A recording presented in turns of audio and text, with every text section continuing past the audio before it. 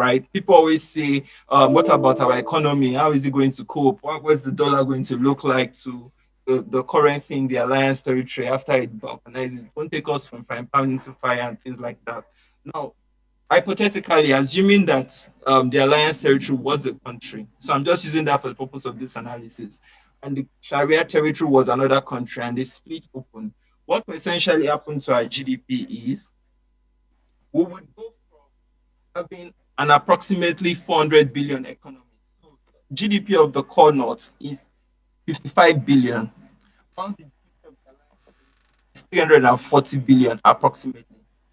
So therefore, you would have 14%, you will lose 14% of the economy to the core north, and and you will hold 86% of the economy in the alliance territory.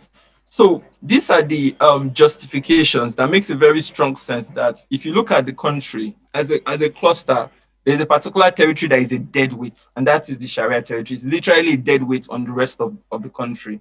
If you're able to break that dead weight and lift it economically, you can now start to build a country that will thrive. And if you look at 340 billion in closing, I want to just show you what 340 billion looks like in comparison to other economies. If you look at 340 billion, which is the GDP of the alliance territory, the alliance territory will be between the 35th, 36th, and 37th country. So that would essentially make us the 36th country, right? Because Denmark will go up to 35, Nigeria will live somewhere around here. Denmark will go up to 35, and then the alliance territory will come down in between Malaysia and Denmark, and before Singapore.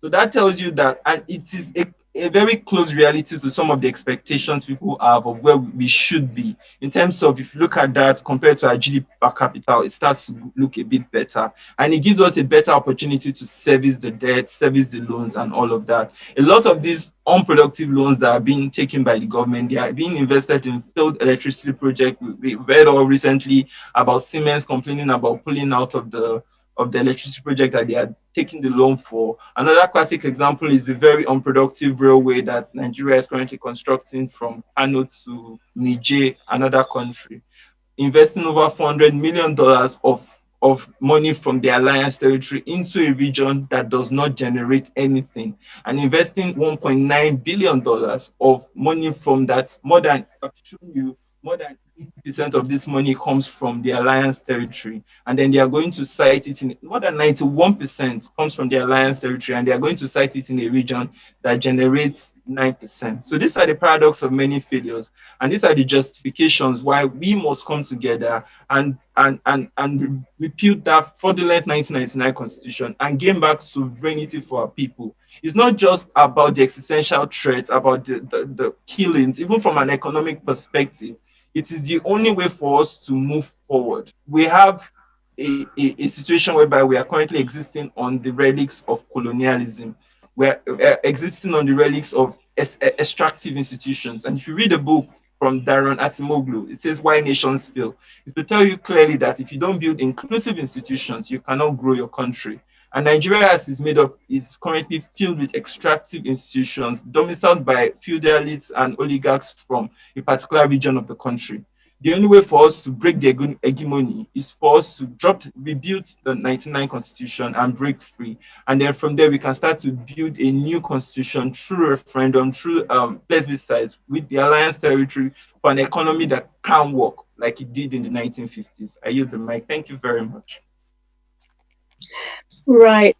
Thank you so much, Steve, for that information that you've provided. By the way, it's Gogo speaking.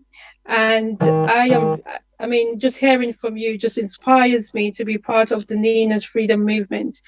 And the reason I support this movement is I believe we can get to a place where we're free, and we can get to a position where we're able to manage our own assets as a people, and make sure that we don't have terrorists in our land, which is the major thing. I mean, that's the goal for all of this movement, is to get people free in the end. Sorry, someone's mic is on. I'm getting an interjection. So we're going to have Donald come talk to us about NSAS, which is very interesting, and how. Okay, Gogo, if you can hold on a second. Yep. Can everyone please mute their lines?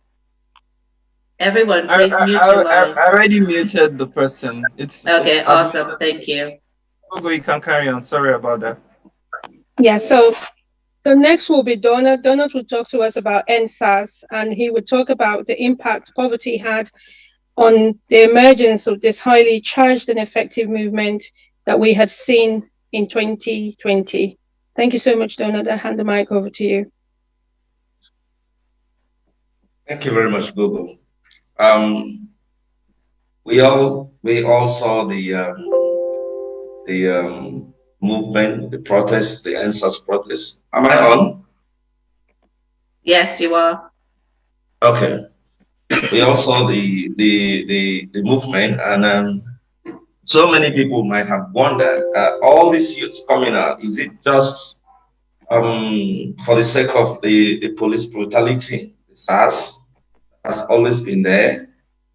Could it just be that? But when you look closer, you will see that it was not just about the police brutality. There was a level of frustration that had been there, because when you look at the unemployment rate in Nigeria, you see, when we have the police harassing people, the police will not go and be harassing people inside their offices if they are gainfully employed, and the police will not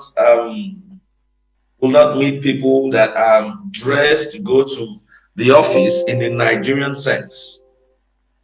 Most of the people the police have been harassing are the younger generation, the youths. And the youths, I think the unemployment rate in Nigeria currently stands at about 28.6%.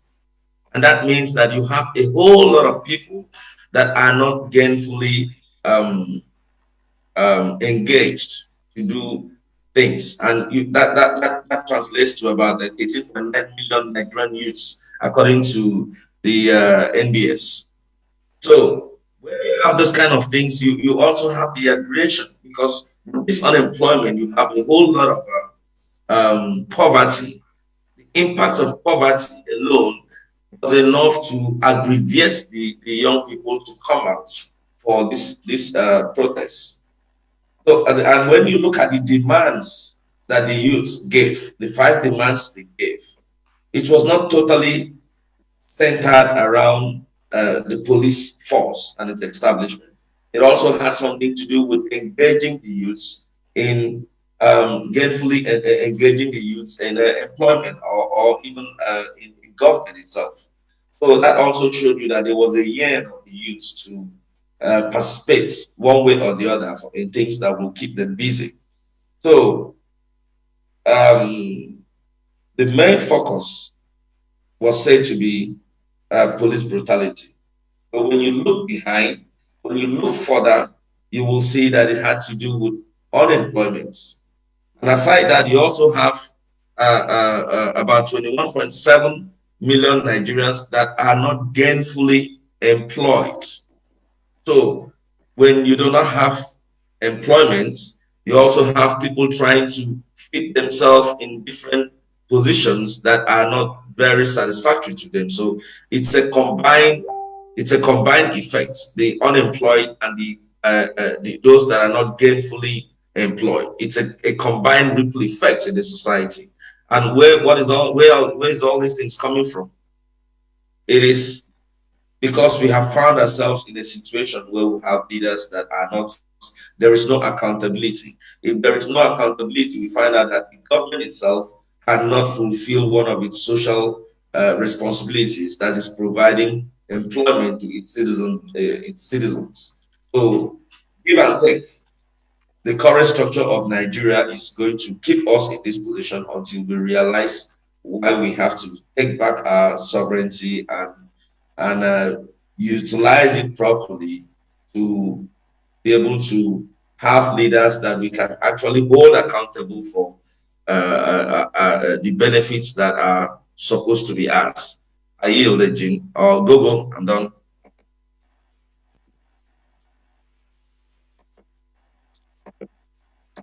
Hello, Gogo.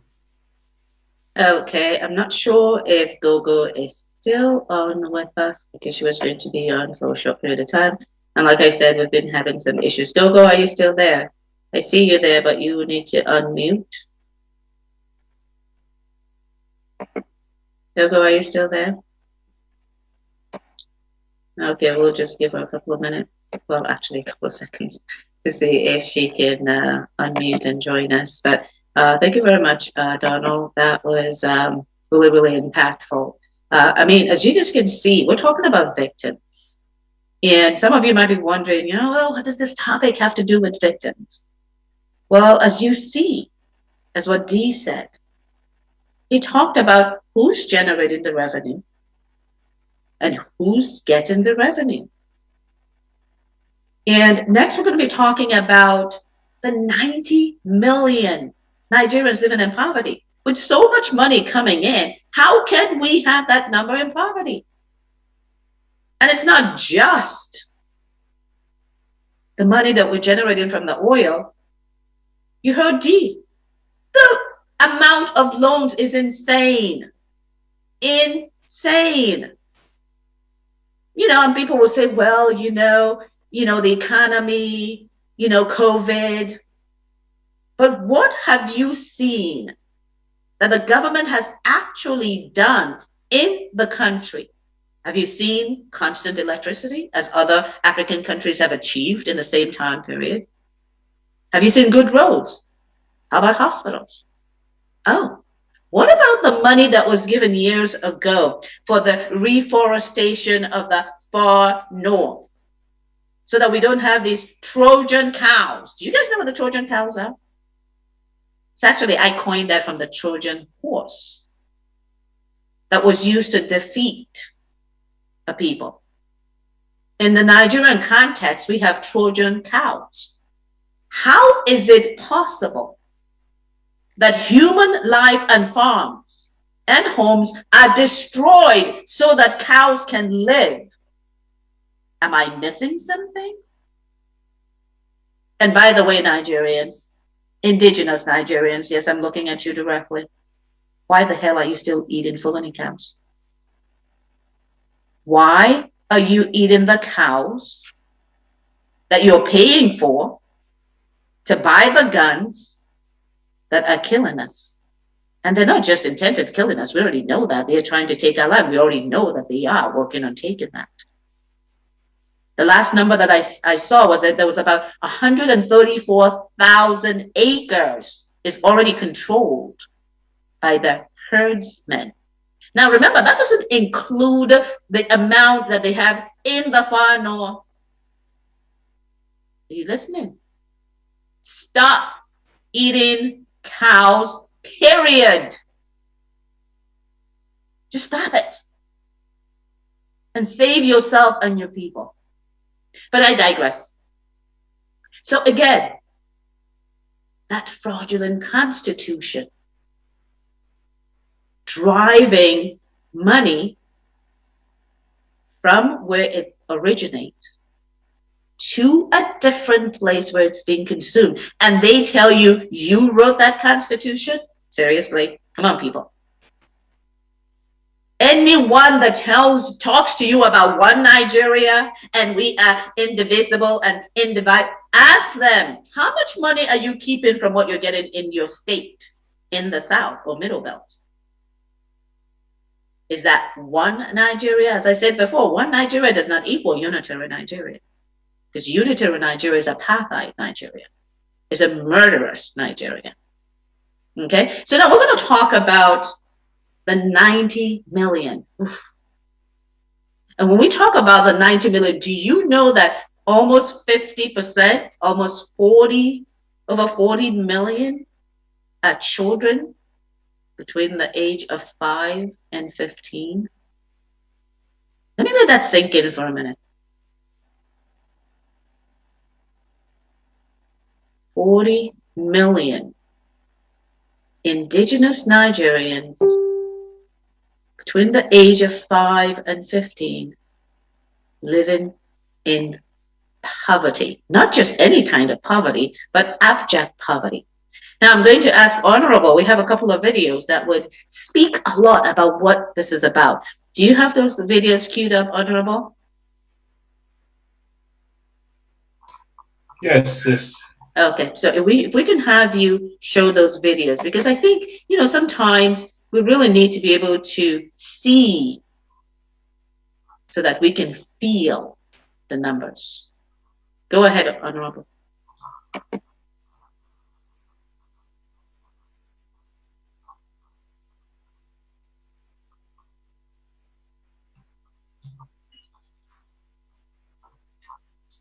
Do you have it set up already on YouTube?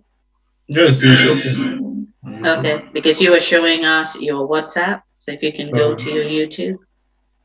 Okay. If you want to exit the share and go, because I can see the YouTube up there, so see if you can go there from where you are. If not, you have to stop sharing and then select your YouTube because you selected your WhatsApp.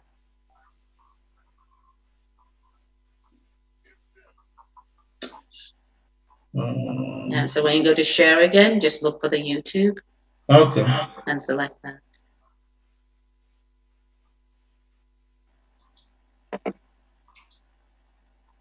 Okay. Go to the YouTube.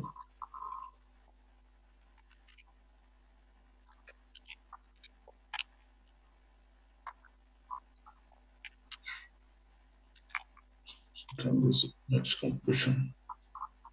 While Ogarak is doing that, I want you guys to really think about the number of children that we're talking about. Ogarak, you're still in WhatsApp.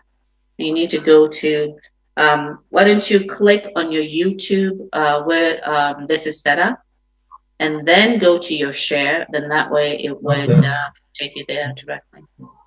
And if you haven't done so already, you can just go ahead and click the link to go to YouTube and skip the ads while I just talk for a minute.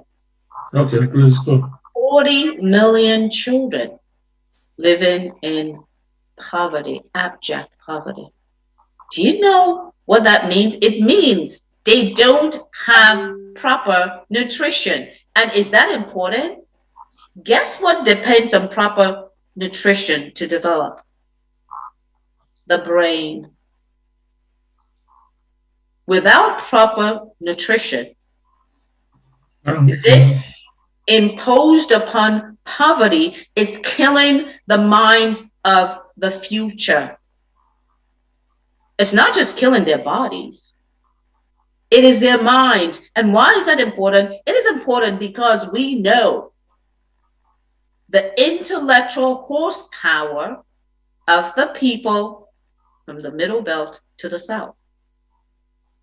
Now, if that intellectual horsepower is going to be diminished significantly by lack of the right nutrition, what do you think is going to happen to the future of the area? That's what we need to think about. Every time I feel like I am getting ready to just not do anything, it's just too much, this is too hard. It's 40 million children. 40 million. The brains are not being fed nutrition. What do you think is going to happen to the future? That is serious. Of the area. So Ogaraka, you need to go off of this YouTube and go to the other one. Like I am getting ready to just not do anything. So if you can go to the particular video, that would be awesome. Okay. So you just really have to remind yourself why you're doing this. And I'm not talking about passing along information on the platforms. I'm talking about that we need to be out and about talking about what's going on. When was the last time that you reached out to a newspaper, wherever you are around the world, to tell them, look, there's genocide going on in Nigeria. It's not genocide, not just a genocide of the body, but it is a genocide of the mind. 40 million children, over 40 million children in their developmental ages.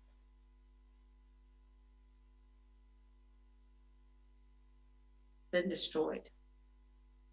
The NAACP in America says the mind is a terrible thing to waste. When you start to waste that mind knowingly to conquer a people, I'm afraid, to me, that is war. So have you taken the time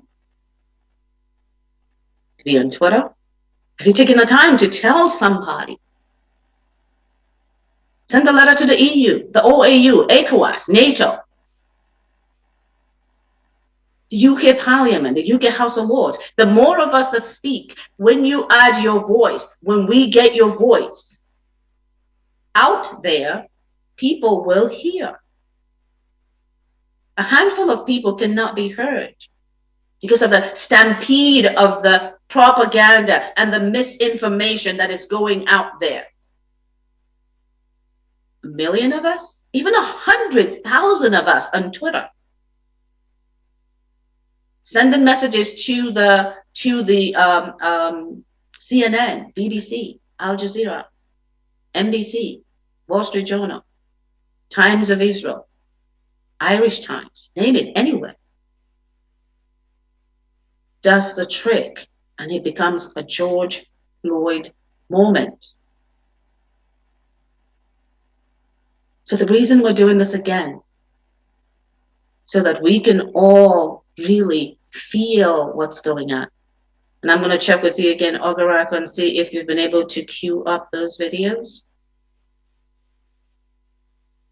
You can let me know if you've been able to queue those up. Donald, are you in a place where you can play the videos?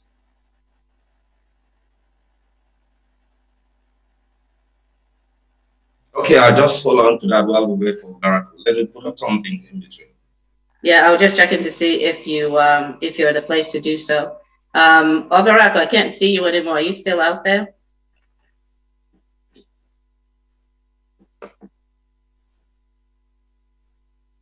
Not sure, because I know he was having a little bit of issue previously. Let me just check and see if he's still out there with us.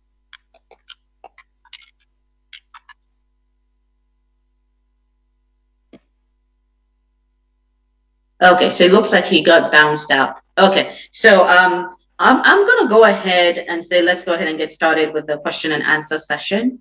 And once Donald is ready, before we end, I'm ready. Oh, you are ready. Okay, but I need to send you the videos that you need to show. I know there was a video that you wanted to show. I'm not really sure what the subject was on the video, but if you want to go ahead and get started with that, that's fine. And then I'll send you this too.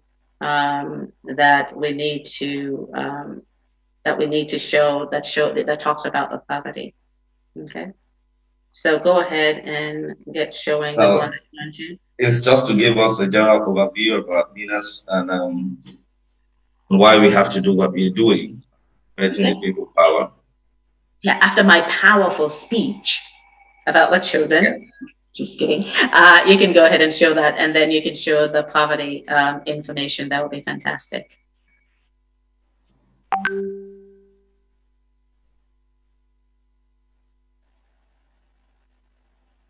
And then check your WhatsApp, because I sent you the 2 YouTube topics where you should please go to and queue it up. Okay, I check.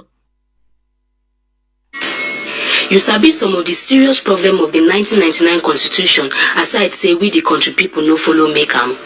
I reason say you no sabi. Ninas reject this 1999 Constitution as a necessary thing for unitary Nigeria because as it be so, this Constitution may be the country people make am. This 1999 Constitution are the source of our wahala, and if we want arrange this wahala for list, we go reason and reach schools, hospitals, roads, unemployment, police and armed force brutality, and other wahala where if we won't start to dey talk, they go fit break. Some ogbonge wahala where this Constitution don't cause now, Fulani herdsmen terrorism and their partner Boko Haram, where don't make over 105,000 country people kick bucket when them never bring come justice. Electricity wahala, as it be say, na federal government they control electricity generation, and so even though various state for the country fit provide electricity, government no gree at all make them do so. This matter dey under the 68 item exclusive list. Corruption wey dem don make as better thing for inside the constitution under section 6 subsection 6c and subsection 6d, section 81 and 82, section 121 and 122 and section 308. The rich people don't separate from the poor people. So because of this, nobody fit enforce federal character because the court no dey wan hear any case about this matter. Poverty don full ground. As most of the money wey our country dey make, over 80% dey go politicians' pocket and the rest dey enter infrastructure. Now country people no get joy. This na the reason wey make Nigeria be grandfathers of poverty all over the world. For inside this 1999 constitution, for chapter 2, some ogbonge benefits and rights dey for the country people, but dem no fit enforce am because another section for the same 1999 constitution turn this right to privilege. The section wey disqualify this right and benefit na section 6 subsection 6c. You fit go check am during your spare time. You sabi say chapter 2 of this Yamayama constitution provide all these better benefit to country people. But for chapter 1 under section 6 subsection 6c, it talks say court no fit take any case to enforce any of these benefits. This means say the country people no get right to those benefits. They only fit give us wetin dem wan give us. Make you try check am when you dey free. Democracy na government by the people and for the people. But this Yamayama 1999 constitution don't make democracy as government by the government and for the government. Federal and state governments supposed to care for the country people. Then explain wetin this section they do for inside this 1999 constitution. Section 6 subsection 6c, remove all country people rights. Section 6 subsection 6d, provide way for all crime where they lead to mass corruption. Section 81 and 82, provide exemption way for the presido. Section 121 and 122 also provide exemption way for the governors them. And section 308 way block legal proceedings. Make I shock you. You sabi say the ogbonge federal government no fit provide security because security na one of the items on the 68 item exclusive list. So yarn me, how you won't come take continue with this kind mago federal government security? She now una don't see why the Fulani headsmen they do their operation without punishment. This na one of the issues wey make Nina's constitutional force major come out to carry change come. Nina's first constitutional measure may be like the way federal government and other take pen time. Now about correction and the will of the country people. Nina's constitutional first measure now about bringing back the power where the people been get to decide their right to political, cultural and economic future as the United Nations Charter be allowed. Make I still yarn you about this matter. You sabi say this 1999 constitution still our sovereignty when it lie for in preamble say, and I quote, "We the people do hereby make and give to ourselves the following constitution." By this statement, the document where the 42 people write for Abdusalami military regime for 1999 still be country people sovereignty, our rights to decide our future, economically, politically, culturally, and otherwise.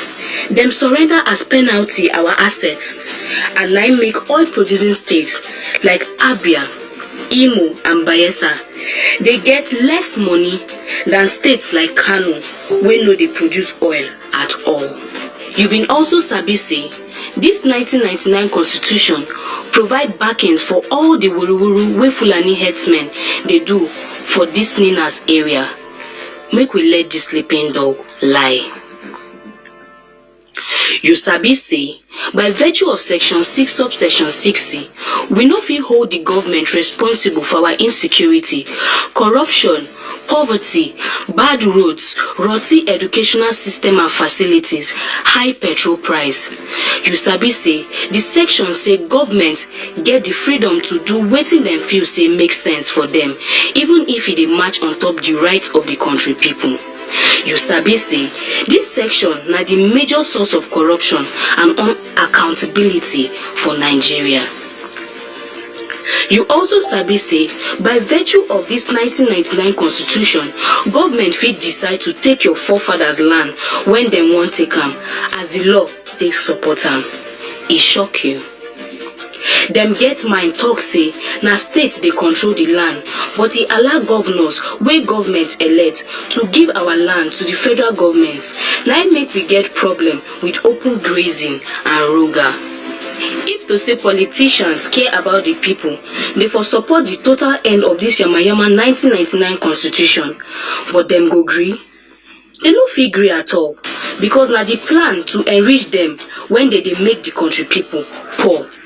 Now make we the indigenous nationality of the southern and middle belt that stand up, work with Ninas so that we fit achieve the total withdrawal of the 1999 constitution for our own good. Now, make I ask you this question. We fit count on you to support the ending of this 1999 so-called constitution and for us to go to referendum?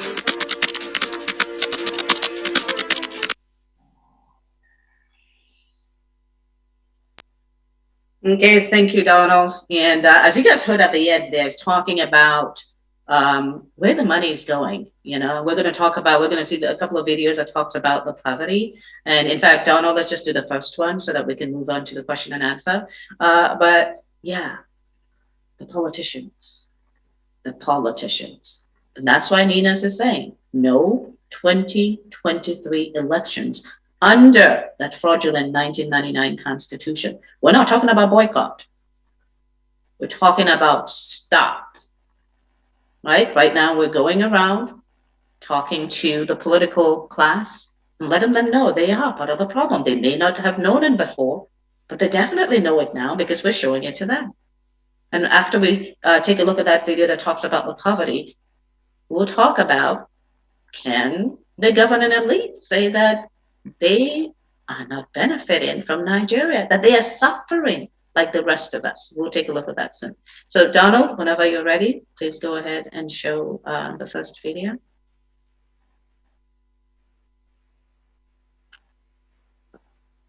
And on that one, if you want to just stop at 3 minutes. Are you ready, Donald? You are not, you are muted, so if you want to unmute. You need to unmute if you're going to be saying anything. There you go.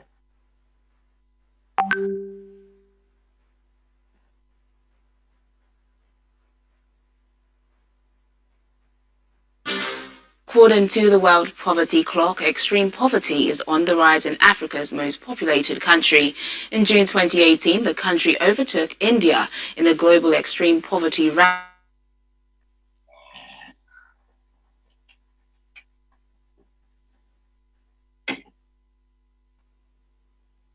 Okay, Donald, is it frozen at your end?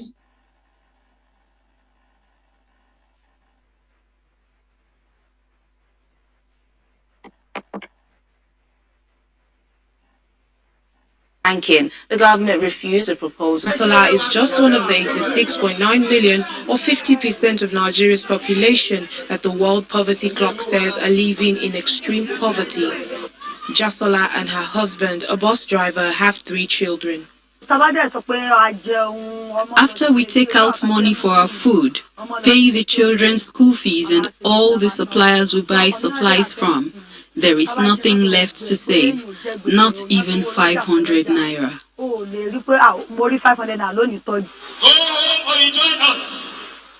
Nigeria's Labour Congress has spent recent months trying to get the country's government to increase the minimum wage, which is currently 18,000 naira, an equivalent of $58 US. The labor unions are now asking for a baseline of 30,000 naira, $98 US, after the government refused their initial request of 50,000 naira, $164. To put it in perspective, a sack of rice, one of Nigeria's staples, cost about 18,000 naira. That's an equivalent of $58.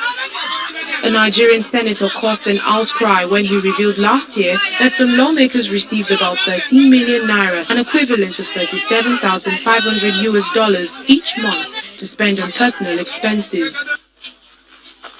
35-year-old Awuna Godwin lives in the capital Abuja and has worked with the civil service for about 8 years. He says he currently takes home more than the minimum, but that he can't afford to properly stock his larder. Considering the plight of states, of workers in the country, especially the local government staff, state government staff, it should not be a thing of debate over this increment. We expect the government to push up and bring up a tangible increment. Analysts say poverty in Africa is increasingly concentrated in a few countries, which also have some of the fastest growing populations in the world. They project that by 2050, more than 40% of the world's extremely poor people will live in just two countries, Democratic Republic of the Congo and Nigeria. 5 suspects have appeared in court in Kenya's capital, Nairobi, in connection with Tuesday. There are 3 minutes if you can end, please. Director of Public Prosecution says they are still... Okay, awesome. Thank you very much. As you guys can see, $58. And by the way, that was done when the dollar was 361 naira to a dollar. Now it's 570, almost 600. Right? We're talking about 30,000 naira a month. So now I ask you the question, can the Nigerian politicians say that he is suffering along with everyone else? Can they say that? Well, let's just take a look at an article that was shared out a little bit ago, so that you can see what is actually going on. Right? So here is this article that did a really brilliant job of talking about what in the heck is happening to the money. Nigerian lawmakers are eating the fat of the land. I'm not really sure why this is gone rogue, but it says that they're eating the fat of the land. They're eating the country's wealth with insane allowances. Insane allowances. So what does that mean? Let's take a look at the senator. There is, what, 109 of them? And at the last article that I saw that was estimating how much that they are getting, it said something like, are you ready? Is everyone sitting down? $600,000 a year. Did you hear that again? $600,000 a year. That's what, $50,000 a month. And a Nigerian family cannot have a minimum wage of 50,000 naira, which is about, $100, less than $100 a month. 109 people taking that amount of money, which once aggregated with all the other governing elites, make up over 80% of the money that's coming into Nigeria. 80%. Going to a handful of people, while 90 million are in poverty. And the country has retreated, have not progressed. It has retreated to worse than what it was even just 30 years ago. That's what we have. So you guys need to just keep that in mind. It is important for us to understand what's going on in our country by letting everyone see the numbers, see the impact, feel the impact. Because that's what gets our people activated. That's what gets our people up and moving and saying, no, we cannot take this. We've got to make a change. We have to take down that constitution. We have to stop that election. And we must go to the needness referendum.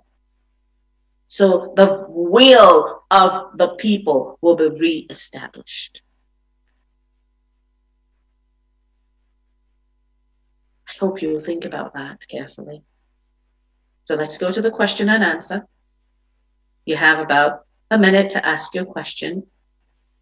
And please just raise your hand. And I see Mojupe and Donald, you can help to moderate here as well. So Mojupe Adebaya, go ahead and ask a question. If you want to ask a question, raise your hands and we'll call on you. And we're going to take as many as we can take before we kind of go over what we all need to be doing to make this happen. And then we will close. Mojupe, go ahead. Yes. Hey, thank you, Jen. Actually, overall, this has been a very, very informative session. All the presentations have been very impressive, especially the very first presenter. I do have a question with regards to that presentation, which I think was really very awesome presentation. I know that in there, it actually highlighted for us how the bad economic management, the bad management of the economy, and also, whether, known or unknown, and the fact that we have laggards in the Sharia states that are pulling us back. Mm-hmm. But there's a recent interview by the former governor of Lagos State, Raji Fashola, and current petroleum minister. He said that he tried to rationalize the reason why they are borrowing so much money. He said that they are doing that for the benefits of the future generation. I'm not an economic. I'm not an economist or an economic major, but it is common sense that when you're borrowing, it means that it means that your finances are not in order. So can the presenter help us understand if remotely there is some kind of truth to what this minister said, or it's just blatant lies as we are being exposed to every day by this administration? Thank you. Dapo, can you unmute and answer that question? Thank you. Thank you very much. And I think it would be easier if, again, in my typical tradition, I'll explain this using slides. So Donald, please forgive me. Let's go ahead. Go ahead, please. Let's go back to the slides, shall we? Now, what we're going to talk about is we're going to look at infrastructure stagnation, and then we're going to look at I'll see if I can maybe unshare my screen, and then I'll look for a particular slide, and we're going to talk about we're going to compare Nigeria in terms of what they're currently doing with some other countries, and it will speak to two problems. It will speak to policing, and it will speak to education. So, but it will speak to policing, and it will speak to healthcare. So, but before we do that, let's talk about. So we hear a lot of things that we are borrowing, and the question is, how is this borrowing? How has it transited into changes? Can we begin to see changes in like the economy, and can we begin to then say that the borrowing is justified? Between you and I, there's no justification for the borrowing, not especially when the whole economy is we continue to experience for the third year, despite the aggressive spending, we continue to experience slow growth in the economy. And the simple reason is that anybody that studied economics for a year, 4 years, can easily tell you that if your country is going to have any kind of economic growth, they need to control population growth and control inflation. What we're currently experiencing is the worst series of inflation and series that we've experienced in our economic data. So what we're seeing now is 14% year-on-year GDP growth rate. And a lot of people might not understand what that 14% inflation growth is. But they do understand when you tell them that a bag of rice used to be 7.5 and now it is 21,000. A kilo of chicken used to be 800, 1,000, now is 1,006. They can understand it. So that is, in simple terms, inflation.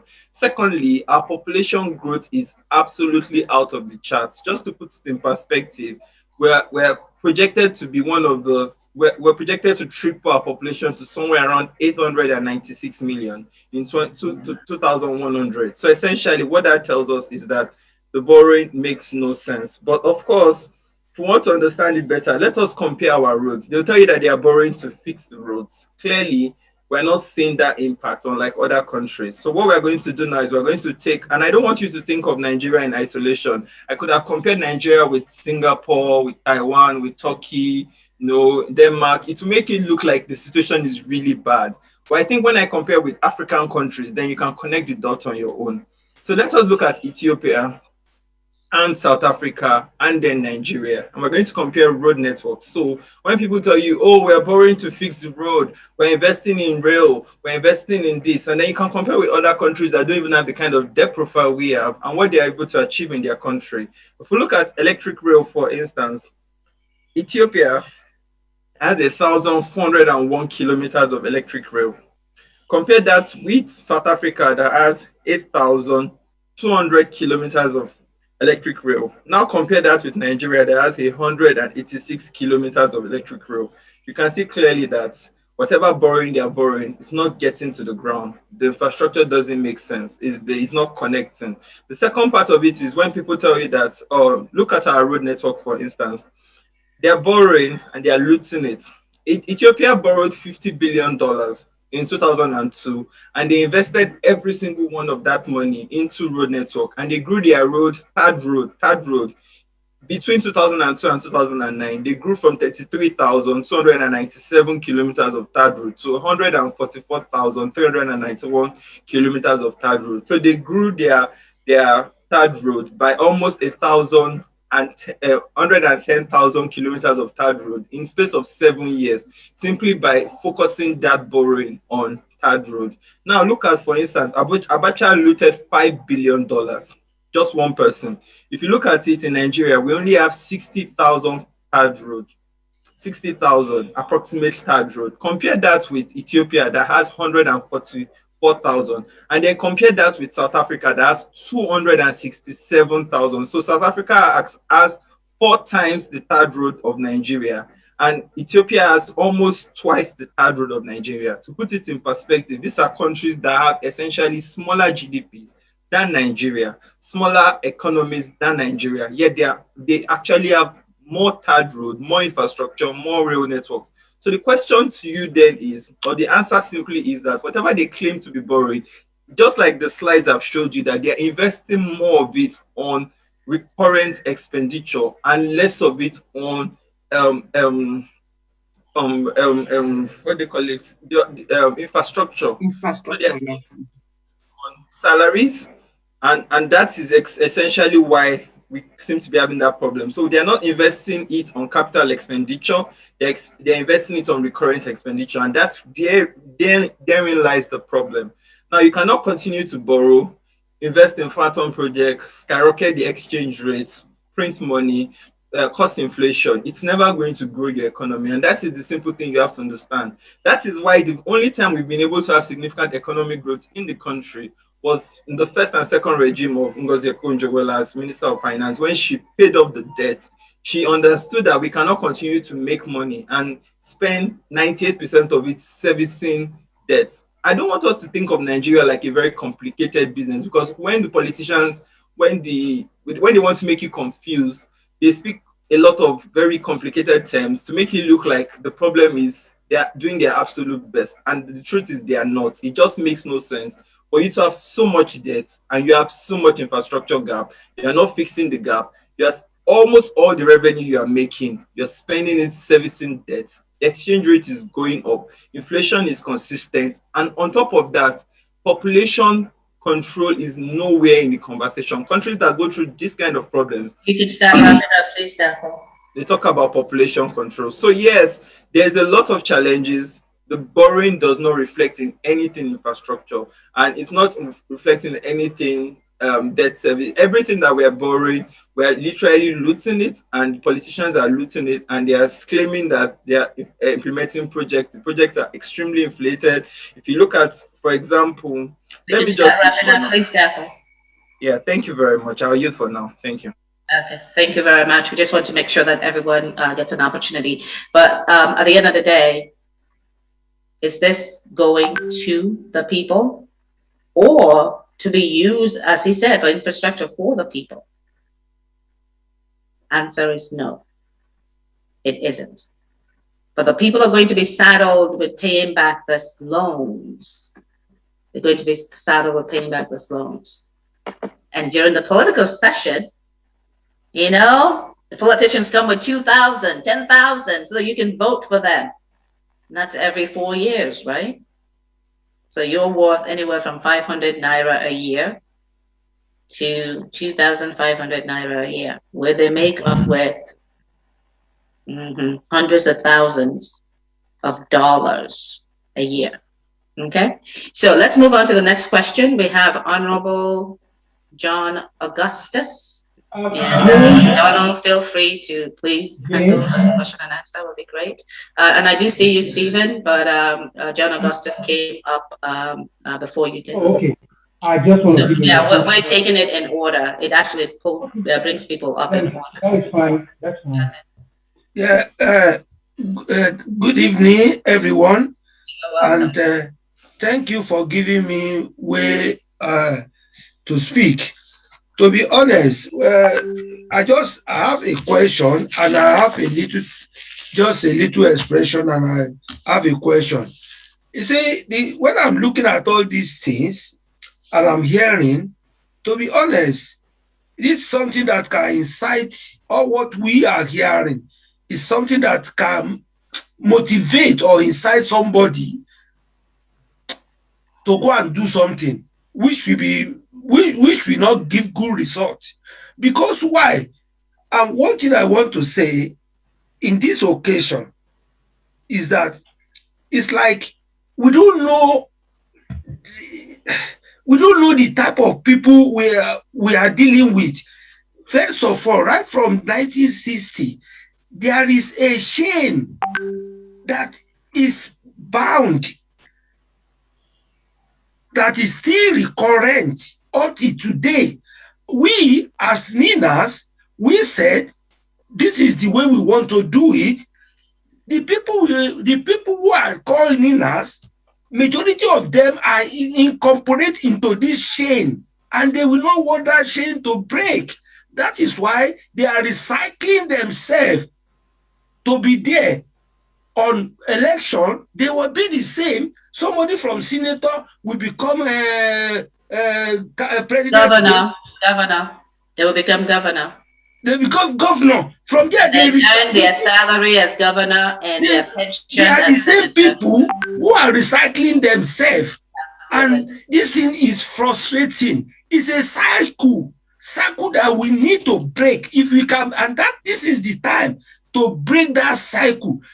Majority of them, like for instance, I work with the Fulani and Hausas for more than 12 years in Nigeria Port Authority as a transporter. These people doesn't believe in all these calculations, all this. No, they don't know about accountability. Move with them, work with them. You will only know that the avenue they are looking for is what they have got now, to be in charge of signing the check. They don't have accountability. They don't believe in all these numbers we are quoting. They don't know that.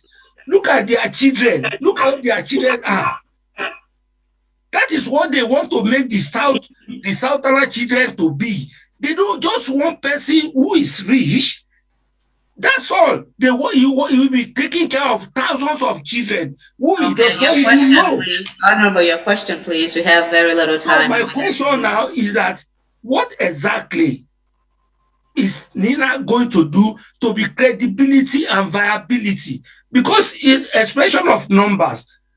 It cannot help us in this situation that is going on, whereby somebody was saying that the way the government is doing, borrowing money to feed people is a wrong thing. You borrow money to invest. Not feeding people. To invest. You borrow money to invest. Yeah, that's what they say, but they don't do it like that. Absolutely. Somebody was saying, you don't say you are borrowing money to look after the citizen, for the benefit of the citizen. You borrow money to invest so that it can benefit the citizen. And we are the Ninas. We should make a decision. If we know we cannot move on with what we've planned, then what's the benefit? That's Ninas is what everybody, people like me, are looking towards now, before we know the action to take. Okay, let's Donald, thank you very much, Honorable John Augustus. Donald, did you understand that question? I think there was a couple of things that he was saying there. Okay, I seem to understand the frustration, because what Honorable is looking at is that after all this and the experiences of most Nigerians working with these people that are not looking at numbers, they're not trying to bring any growth, they're just looking at how to take this money and sign these checks and make money for themselves. Like that boy have given in his presentation, where they're borrowing so much money and they're not using it for what they say they're borrowing for. So they're just borrowing this money for themselves and themselves. So the Honorable is frustrated and is asking what is Ninas doing to make sure that we can salvage this situation. And it's a good question, because at this point now, a lot of people also have those concerns. What Ninas is saying is that they are doing all these things because they have stolen our sovereignty. So they've taken our assets, and they can do what they like and borrow things and put us in debt even with our assets. And we absolutely have no control about our economic, social, and political future. So what Ninas is saying is that the first step to resolve this situation is to, first of all, recover our sovereignty. You know, when we recover our sovereignty, we will be able to determine how we want to be led. We will determine what we want to be. We will determine our economic future. We will determine our political future. And we are actually going to have the right to bring people that we will be able to hold accountable, because the current constitution that we have does not make these leaders accountable to us. They're only accountable to themselves. So the first thing is that Ninas is saying that we need to get back our sovereignty. How are we going to get back our sovereignty? The first step is to create the logjam that is going to cut the supply of that 1999 constitution that is giving them power. So when that is done, we will now go for we will now come up with our own constitutions and go for a referendum that will determine how we want to, if we want to renegotiate into this union, or if we want to fully have control over how we want to live our lives. So Ninas is saying that the first thing is for everybody to join hands to recover our sovereignty.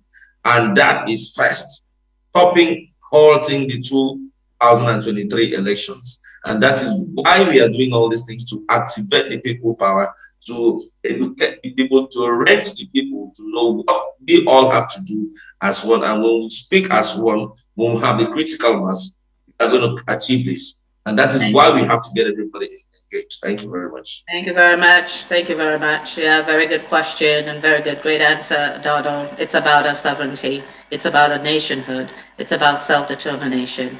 That's what Ninas is doing to change things around. We've got Stephen Demola, and Stephen is a very valued member of the Ninas team. So if you can unmute and ask your question or make a comment, that would be awesome. Welcome, Stephen. And by the way, you will be presented next week. Is that right? Okay. Good to know in advance. First, I want to say a big kudos to our economics presenter for that brilliant and comprehensive economic analysis of the Nigerian state. It's very well reasoned and it speaks to the point. I just want to give a layman's response to Dr. Dupe's question. In as much as the presenter has even given an answer, I will just be quick to say that anything you hear from this location 419 politicians is political spin or speak ease. Propaganda. Yes, propaganda. Thank you. In general, borrowing is never good unless your cost of borrowing is lower than other available opportunities, which means that you do have some cash somewhere, okay, that you actually could use without borrowing. So telling you, and usually when those politicians tell you something, it's a coded message. The kind of response that Fashola gave on that report is the kind of report that he gives to the illiterate market women who say, oh, they're trying to build a future for children. No, the break of that code is that they are mortgaging the future of the youth, period. But because essentially he wants to leave us with the impression. And they're present, right, Stephen? And they're present. Over 40 million living in poverty. They already. Oh, absolutely. Yeah. Absolutely. Case in point, President Buhari on some TV report actually told a CNN reporter that I think he allocated $2 billion for electricity power project, and the politicians took it and divided it among themselves. So what does that mean? That means they will go and borrow if and when they decide to implement another power project. Just like my colleague said about borrowing on recurrent expenditures, because that expenditure already been budgeted, funded, and it was corruptly divided amongst them. So when they give all those silly excuses for a municipal franchise like Nigeria, borrowing is a no-no. There's no way you can convince anyone with a half brain that I'm borrowing to protect the future of your children. So we need to watch out for those. A whole lot of them are coming, but you have to understand, some of these people, they work for a band of uneducated idiots who just force their way into the government. And they are the ones in control. So Fashola is from the south. So he has to dance to the music that is being played. Thank you. Okay. Thank you very much. Thank you very much, Stephen. That was a great answer.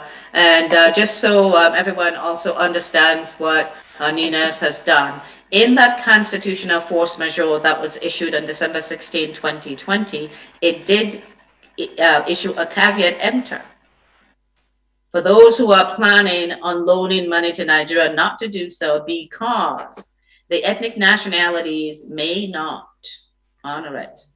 And then a couple of months ago, another warning was issued in the papers, all the major papers in Nigeria, and also most of the major outlets on the internet, to again remind them, no loans, because we will not honor those loans because they're not being used for the people. And I'm glad to report, as a lot of you have seen, that the loan pipeline is drying up for Nigeria. But we as a people must continue to speak so that we can take back our nations. As we don't have any questions, I see Citizen AY is with us. Citizen AY, do you want to say a few words before we end up? And, just so everybody knows, our freedom is in our hands. Yes. Absolutely. Listen, I want to say, first of all, a good evening to you all, and what a great program you're putting on tonight. Look, the details and the data that the experts and the economists provided now are shocking. They are damning. They are things that make you sober. They make sober reading, and these are things that we should use collectively as impetus to drive us forward. We really need to get behind us I work with Ninas, with Jane and others, on a sort of media side of things, and getting information there. But what we need now is we need to deepen the interaction between Ninas and the people. Now, that's where you all come in. You and I, we will have to take ownership of this information that we've been provided with and drive forward the need for us to go for a referendum. That need is ever present. It is crystal clear that if we do not take this collective action to go for self-determination as Southerners, we are sunk as a race, indigenous people.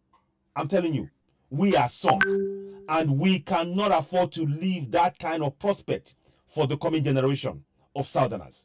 We simply cannot. It's on our shoulders now, and we must take on that responsibility. All of us, I urge you, let's redouble our efforts. I'm not saying it's about talking. What Jean said, if you got Twitter, if you can get in touch with get all these news broadcasting corporations, get the information out there, get to the UN, get to EU, get to all of the bodies. How about us thinking, okay, maybe it's time for us now to get a strong body of African connected Southern bodies together, Southerners working together and actually having a force that will support Ninas. I don't know. These are just suggestions.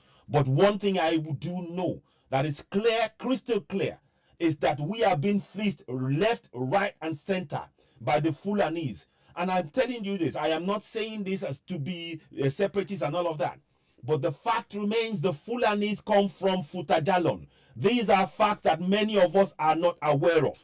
Their great-grandfather they'd like to talk about is Uthman Danfodio, and his ancestry comes Recording from Futajalon. stopped. So these are things that we Recording need to in progress. hone in on. I am urging you all, there is a lot of work for us all to do, and we need absolute commitment from each and every one of us.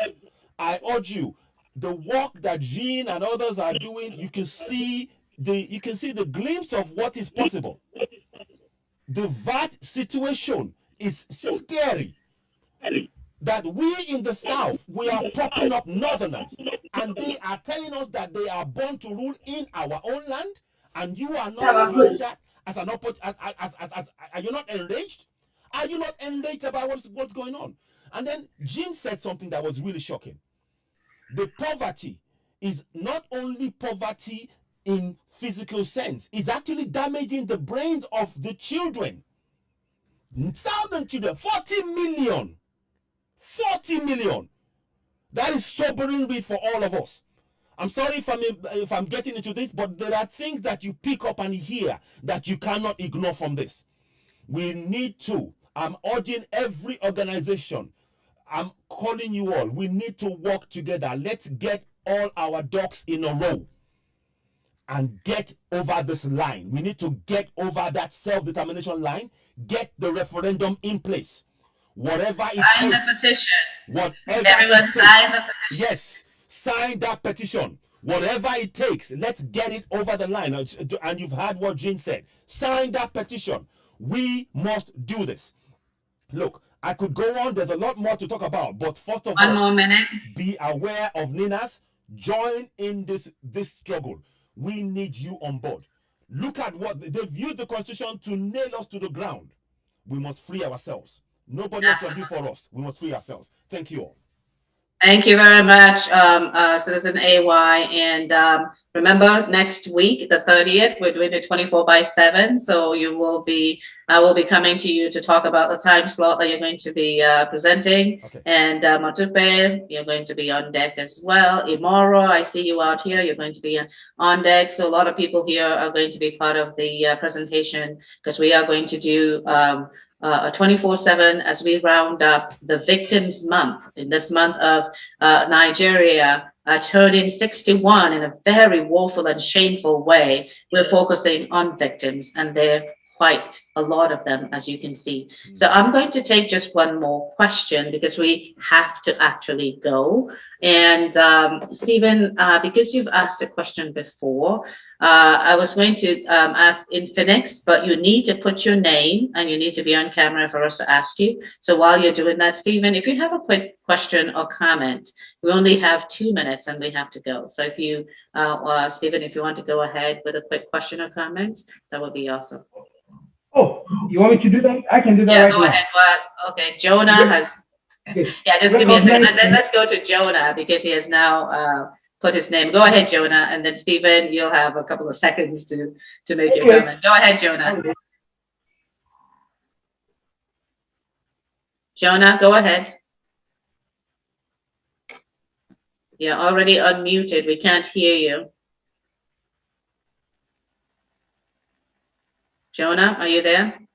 Okay, go ahead, Stephen, while he's his audio is, I think his audio is not connected. I know. Go ahead, Stephen, while he's working on his audio. Go ahead, Stephen. Recognition that the people we're dealing with have no respect for or understanding of the rule of law. Does NINAS have a plan B if the negotiation path that we're taking fails? And what can we do to implement that if we don't? Secondly, can we take this kind of a comprehensive presentation to the Alliance members? Thank you. Yeah, plan B. Plan A is a plan B, a plan C, a plan D.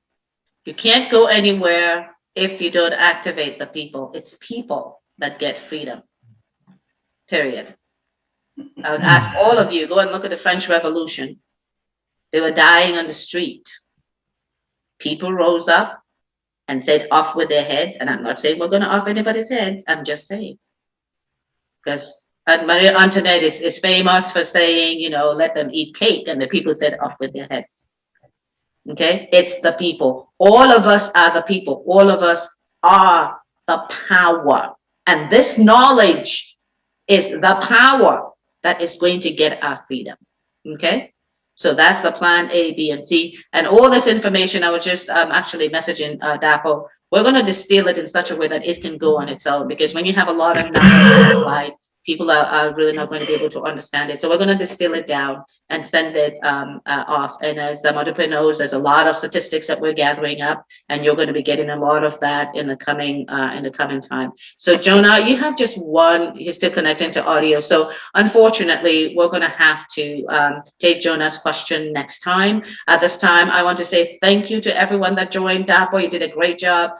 Tono, you did a fantastic job on talking about the NSAS and what really drove that movement and the impact of poverty on that. So again, we thank everyone. Next week, same time, starting first thing in the morning and going to the next first thing in the next morning is what we're going to be doing. So do tune in. We're going to be sending out that information starting tomorrow, so everyone will have it on their calendar and be able to join us. Again, thank you so much for all the presenters. And the next presenter should be getting ready, because I think it's going to be a fantastic show. So thank you all very much and have a great rest of your weekend. This is Nina signing off, and thank you again. Thank you.